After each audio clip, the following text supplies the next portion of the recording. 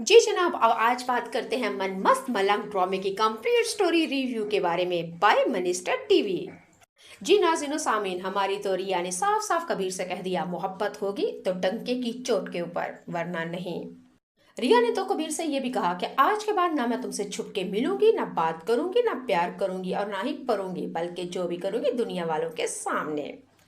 अगले एपिसोड में आप लोग देखेंगे कि रिया ने कबीर से साफ साफ कह दिया हमने मोहब्बत की है, कोई चोरी नहीं की, तो फिर डरना कैसा। अगले एपिसोड में आप लोग देखेंगे रिया ने तो कबीर से साफ साफ कह दिया तुम तो बड़े कबीर बनते फिरते हो, तुम तो कहते हो कि मैं हीरो हूँ और दुनिया को अपनी उंगलियों के ऊपर नचाऊंगा। लेकिन ये कैसा हीरो है कि बुज़दिलों की तरह डरता है, बल्कि छुप छुप के लड़की से मिलता है। इसको बुज़दिली कहते हैं।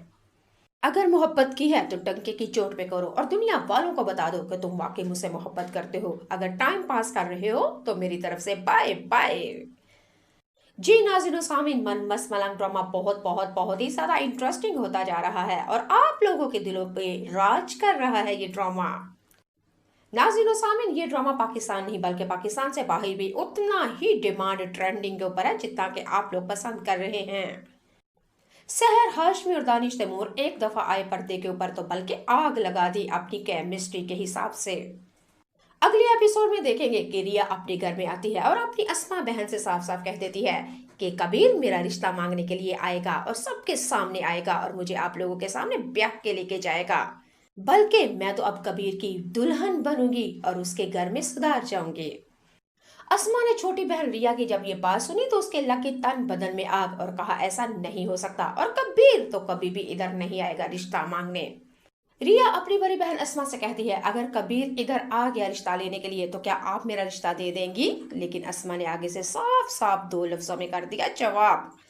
अस्मा ने तो रिया से कहा पहली तो बात, री कबीर बुज़दिल है, बुज़दिलों की तरह तुम्हारे साथ टाइम पास कर रहा है, मोहब्बत वगैरह का कोई चक्कर कोई सीन नहीं।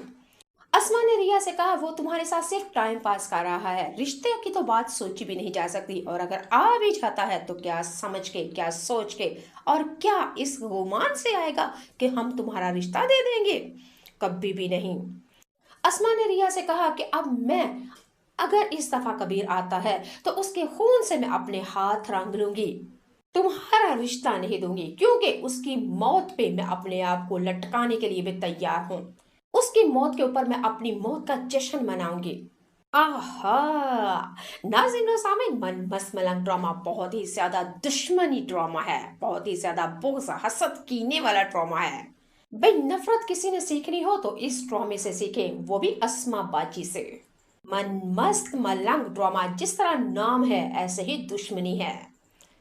आप लोग इस ड्रामे के बारे में क्या कहते हैं, कबीर के बारे में, रिया के बारे में और सबसे बढ़ के अस्मा की अदाकारी के ऊपर आप कितने नंबर देंगे कमेंट बॉक्स में बता के जाइएगा।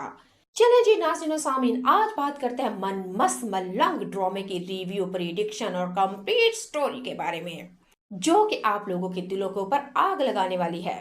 और इस ड्रामे के बारे में हमारे साथी मुल्कों ने भी साफ साफ कह दिया भाई ड्रामा लिखना और बनाना तो सिर्फ पाकिस्तानी जानते हैं, हम तो सिर्फ चरबा बेहयाई बेशर्मी नंगापैन सेक्स वॉल्गर ही दिखाना आता है, लेकिन अगर स्टोरी अदाकारी देखनी है तो पाकिस्तानी ड्रामों में हम सबको नजर आएगी। जी जनाब, तारीफ वही जो दुश्मन भी करे। तो